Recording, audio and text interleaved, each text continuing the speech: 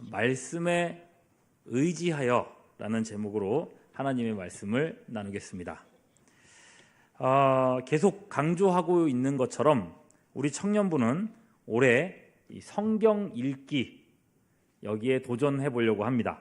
네, 성경을 한 번도 접해보지 않은 사람들은 성경 한 구절이라도 읽어보자. 성경을 내가 좀 안다라는 생각이 드시는 분들은 신약 성경을 한번 읽어보자. 내가 신약 성경은 읽었다. 그러면 이번엔 성경 통독을 해보자. 네, 어쨌거나 하나님의 말씀을 접하는 데 목적을 두고 있습니다. 왜 교회가 이렇게 성경을 읽자고 강조하는가 하면요, 우리가 고백하는 것처럼 이 성경은 누구의 말씀이에요? 하나님의 말씀이에요. 하나님이 세상을 뭐로 창조하셨어요? 말씀으로 창조하셨어요.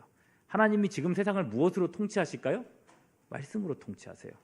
하나님이 마지막 날에 세상을 무엇으로 심판하실까요? 말씀이 기준이 되어 세상을 심판합니다.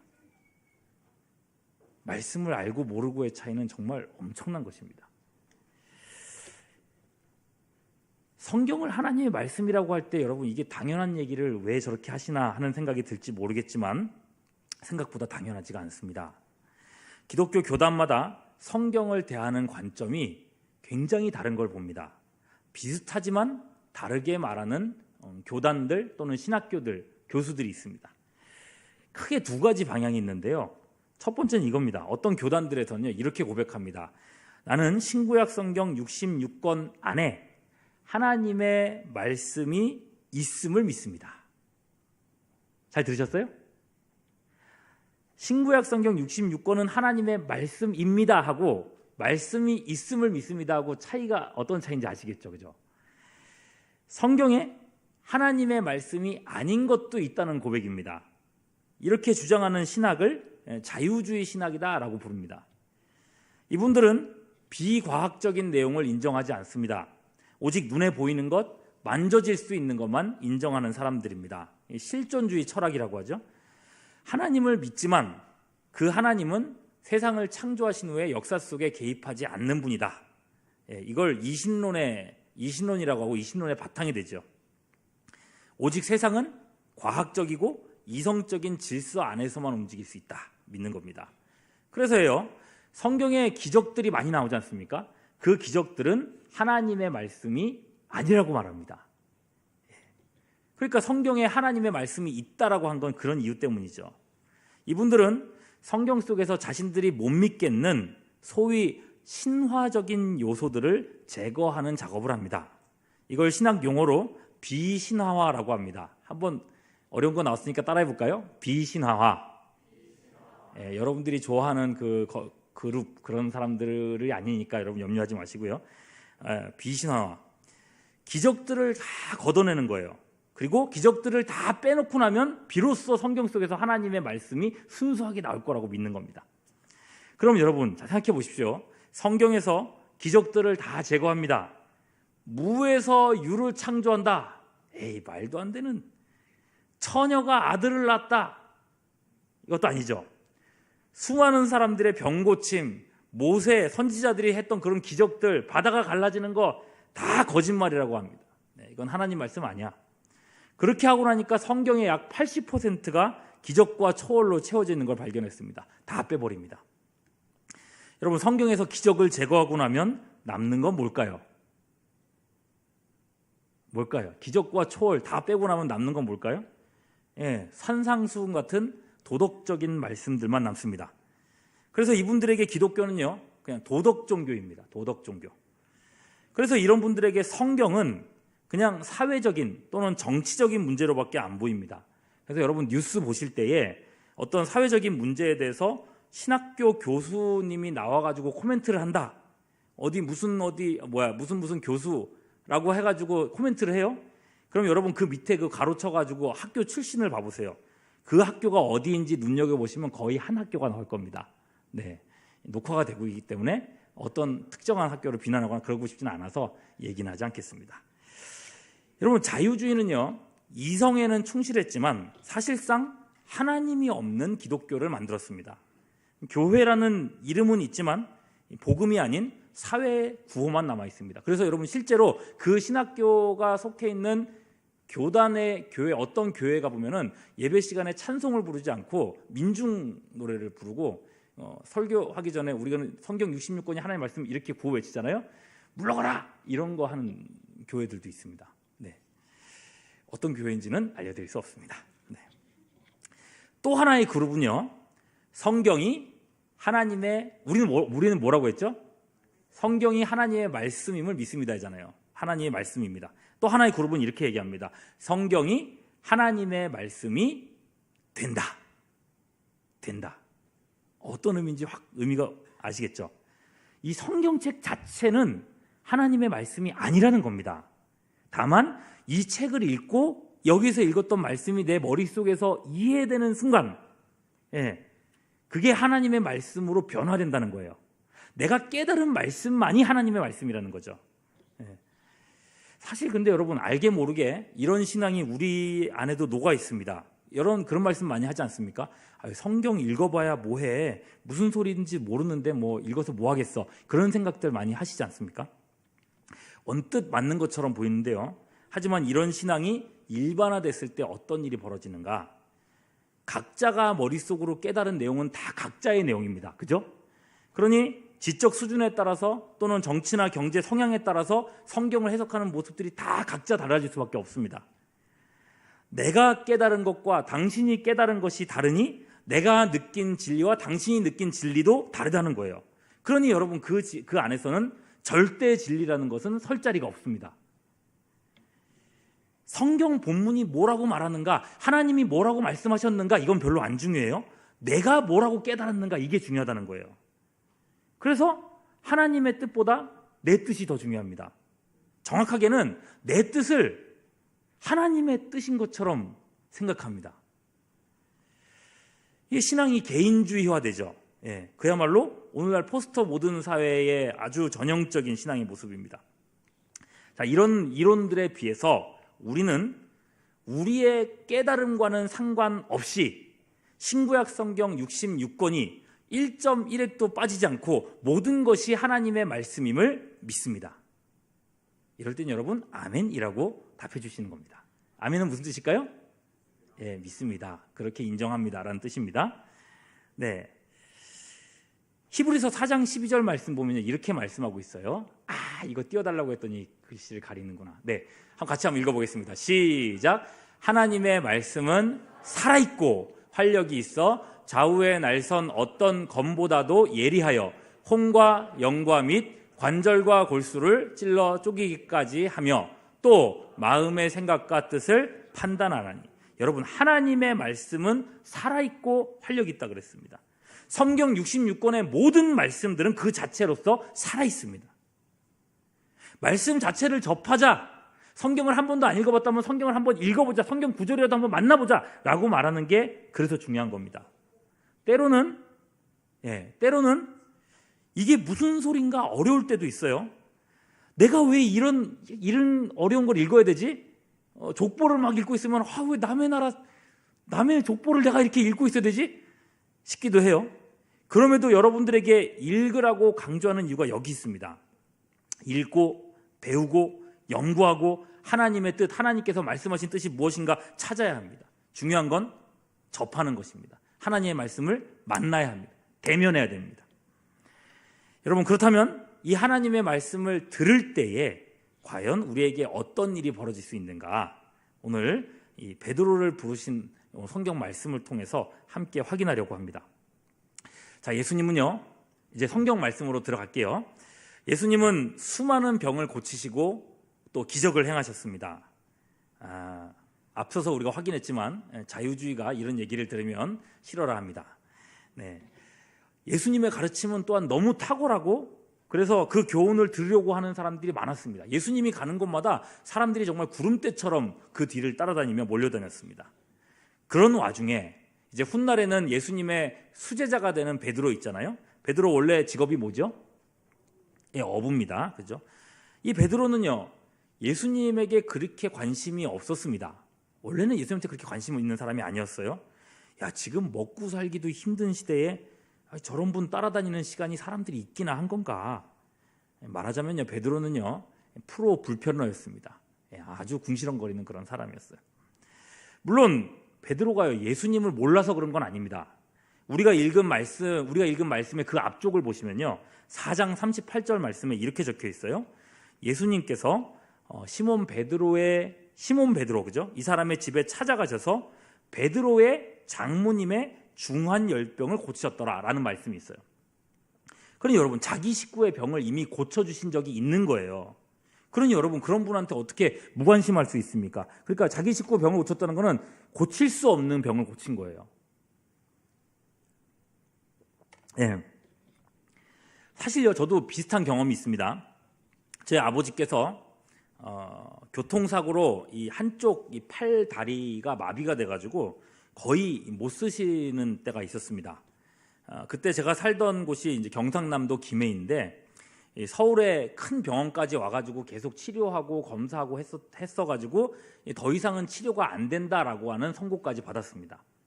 예, 집안의 가장이 그렇게 있으니까 얼마나 기가 찰 노릇입니까? 어느 아버지께서 그러시다가 마산에인가 있는 어떤 기도원에 다니기 시작하셨어요. 그리고 거기에서 말씀의 은혜를 많이 받으셨습니다. 그리고 저를 전도하시더라고요. 신학생인데 아들아 저기 그 마산에 어떤 기도원이 있는데 말씀이 너무 좋아 같이 가자. 어떡합니까? 아버지가 운전도 잘 못하시니까 제가 운전을 해서 모시고 다녔죠. 거기 집회가 참 많았었는데 밤 9시부터 새벽 3시까지 집회를 해요.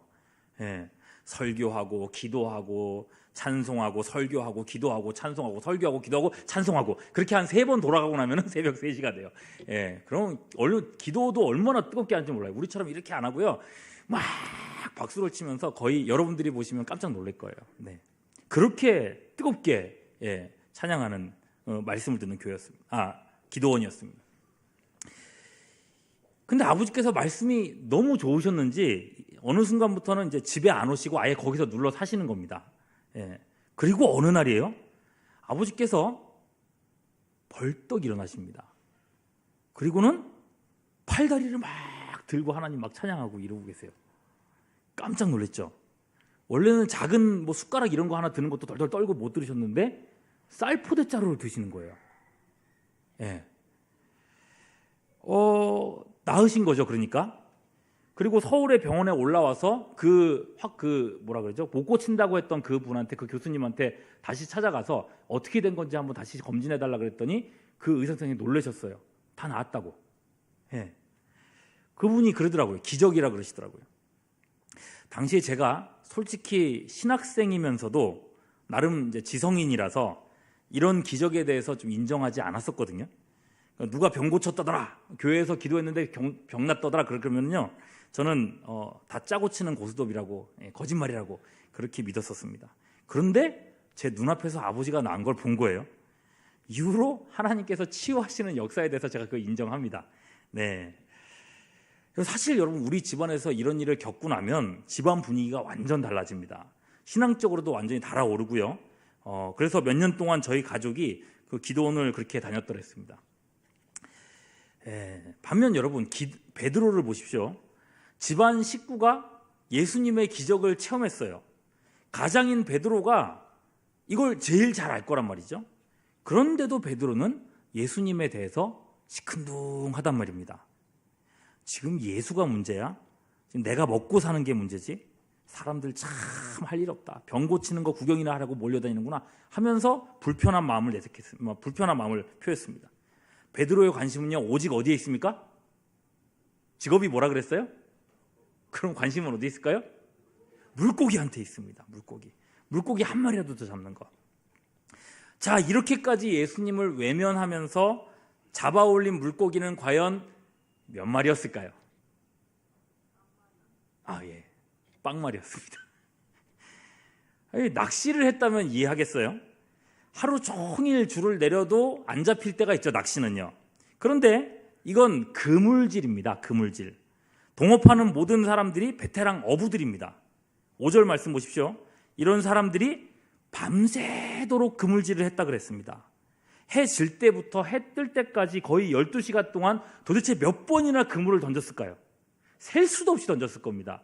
나중에는 아마 팔이 덜덜덜 떨릴 정도로 그물을 던졌을 거예요.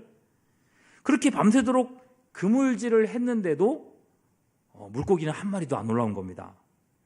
갑자기 그런 느낌까지 들었을 것 같아요. 갑자기 물고기들한테 지성이 생겨서 그물이 쫙 내려오면은 야 저쪽에 물고기가 내려온다 피해! 싹 피해가고 이쪽이다 쫙 피해가고. 재미없구나. 네, 그런 것만 같습니다. 여러분 기적이라고 한다면 밤새도록 물고기 잡지 못한 이 현상도 저는 기적이라는 생각이 듭니다. 네, 그렇게 아침을 맞이했어요. 해가 뜨고 더 이상 고기가 잡힐 시간이 아닙니다. 어부들은 완전히 지쳐 떨어졌습니다. 배도 고프고 이제 말도 안 나옵니다. 배를 무태다가 대고 그물을 바닥에다가 내려놨습니다.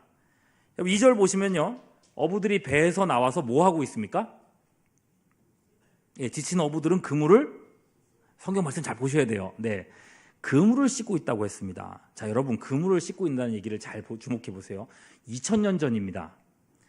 그물을 뭘로 만들었을까요? 예? 뭐 나일론이니 무슨 합성 수지니 뭐 이런 단짠한 짱짱한 이런 것들이 있었을까요? 없었겠죠, 그죠? 뭔가 자연에서 나온 재료들이었을 겁니다. 나무나 뭐 또 천연의 어떤 실 이런 걸로 만들었겠죠. 여러분, 이런 재료들이라면 물속에 몇 번 들어왔다가 나와서 그 그물을 방치해두면 어떻게 될까요? 금세 썩어가지고 못 쓰게 될 겁니다. 그러니 여러분, 아무리 피곤해도 이 그물을 팽개치고 들어갈 수는 없는 노릇입니다. 그 아침에 일일이 그물 씻고 일일이 그물을 이렇게 다 닦아내는 이 어부들의 모습, 이 피곤한 어부들의 모습을 생각해 보십시오. 그리고 미술을 전공한 지체들이 있다면 그 그림을 한번 그려보십시오. 피곤한 어부들의 모습.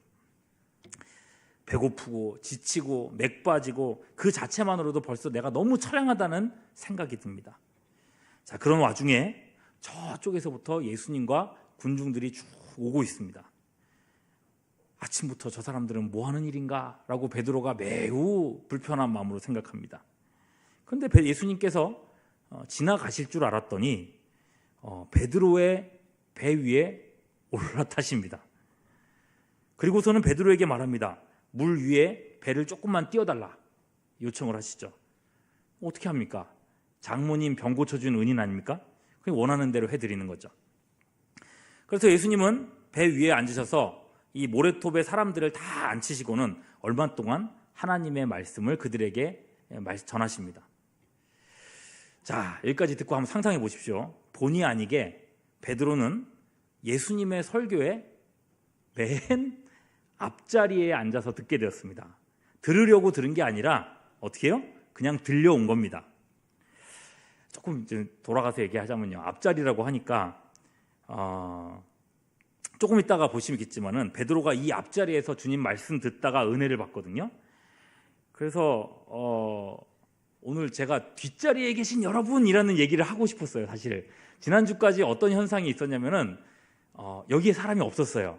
그 다 뒤에 이렇게 하객진을 펼치고 계셨어가지고 저는 외적이 아닙니다! 이런 얘기를 하고 싶어서 그렇게 설교를 준비를 했었는데 지금 이렇게 와주셔서 너무 감사하고 여러분들을 잘못 판단했던 죄송합니다. 네, 앞으로 계속 이렇게 앉으셨으면 좋겠어요. 네, 앞자리 불편하죠, 그죠? 목 디스크 있는 분들은 고개 들고 있으면 많이 힘든 겁니다. 네.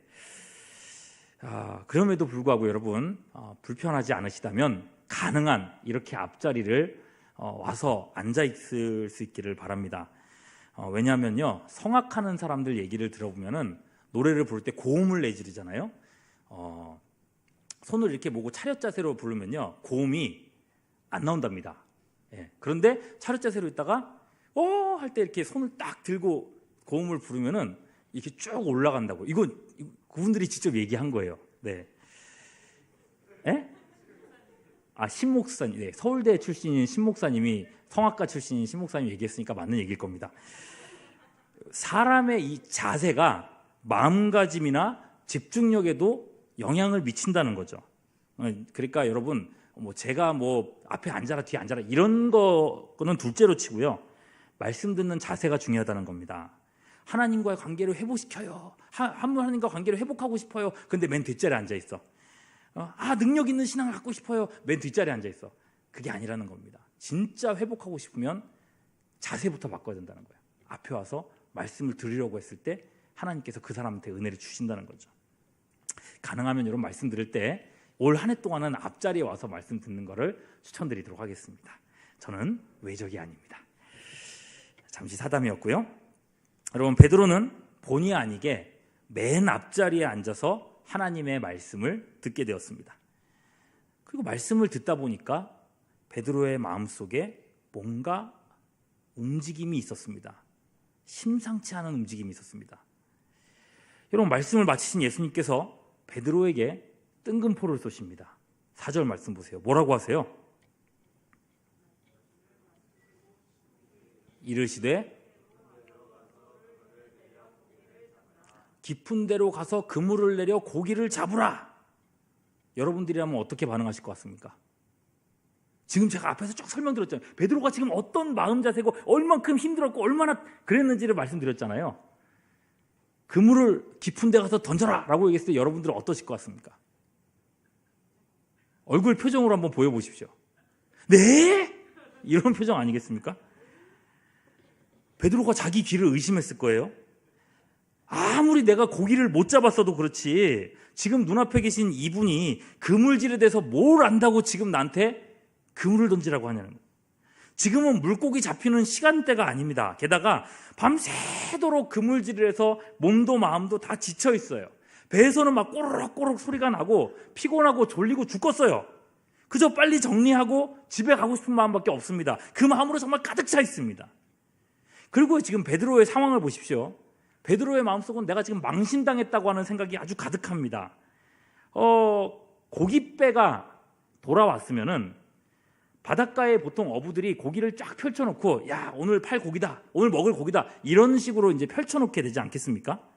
저도 한 번씩 이렇게 저 항구가 있는 저기 동해안 쪽에 이렇게 가게 되면요, 아침에 이제 배가 도착하자마자 그 처음 내려오는 이제 그 고기들 막 떨어지는 것 중에서 한 마리를 구입해가지고 그 자리에서 회를 떠먹곤, 제가 너무 좀 부유한 얘기를 했나요? 죄송해요.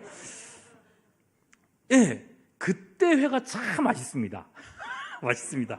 네. 그런 거예요. 보통 고깃배가 물고기를 잡고 왔으면 여기 고기들이 쫙 펼쳐져 있는 게 마땅한 거거든요. 근데 고깃배가 들어왔는데 물고기는 한 마리도 없고 어부들은 그물만 정리하고 있습니다. 그리고 예수님 앞에 이 자기 뒤를 사람들이, 수많은 사람들이 여기 앉아가지고 예수님 말씀 듣고 있지만 여기서 그 그물 정리하고 있는 어부들도 계속 보고 있는 거예요. 저 사람들 어부 맞아? 이런 생각이 들리지 않겠습니까? 모든 사람들이 나를 비웃는 것만 같을 겁니다. 보통 망신이 아닌 거예요. 정말 이 자리에서 막 도망가고 싶은 마음이 막 가득했을 거예요. 그럴진데 고기 한 마리 없는 이 어부들에게 다시 그물을 던져라. 싫어요, 못해요, 안 해요, 내가 왜? 막 그렇게 반응을 했을 것 같아요. 다른 사람들 같았으면 멱살부터 잡았을 겁니다. 어떻게 생각해도 예수님의 말씀, 이 명령을 들을 이유가 없습니다. 이유가 없어요. 그런데 베드로가 어떻게 반응을 합니까? 여러분, 선생님 몇 절입니까? 선생님, 우리들이 밤이 새도록 수고하였으되, 몇 절인지를 안 적어놨네요. 네, 5절이죠. 선생님, 우리들이 밤이 새도록 수고했는데 잡은 것이 없습니다. 없지만은 그 다음이 중요하죠. 뭐라 그랬습니까? 말씀에 의지하여 내가 그물을 내리다. 뭘 의지했다고요? 말씀에 의지하여. 예수님 바로 앞에서 들어왔던 그 말씀, 방금 들었던 그 말씀을 의지했다는 것입니다. 하나님의 말씀이 베드로의 마음속에서 뭔가 일을 벌리고 있었던 것입니다. 그래, 잘은 모르겠지만 이분의 말씀에는 내가 순종해야 될 것 같아. 왠지 마음이 부드러워졌습니다. 그리고 배를 띄워서 그물을 내립니다. 그런데 그물을 내리자마자 그렇게 피했던 물고기들이 그 대낮에 그물에 막 뛰어들기 시작합니다. 막 뛰어듭니다. 얼마나 많이 물고기들이 뛰어드는지 순식간에 그물이 찢어질 정도가 되었습니다. 그래서 저쪽에서 구경하고 있던 동료들한테 손짓하죠. 빨리 와, 도와줘. 동료들도 허겁지겁 가서 돕습니다. 그렇게 고기를 끌어올리고 나니 두 배가 잠길 정도로 고기가 많이 잡혔습니다. 이렇게 많은 고기는 인생의 처음입니다. 말씀대로 했더니 이런 기적을 경험했습니다. 이게 하나님 말씀의 능력이죠.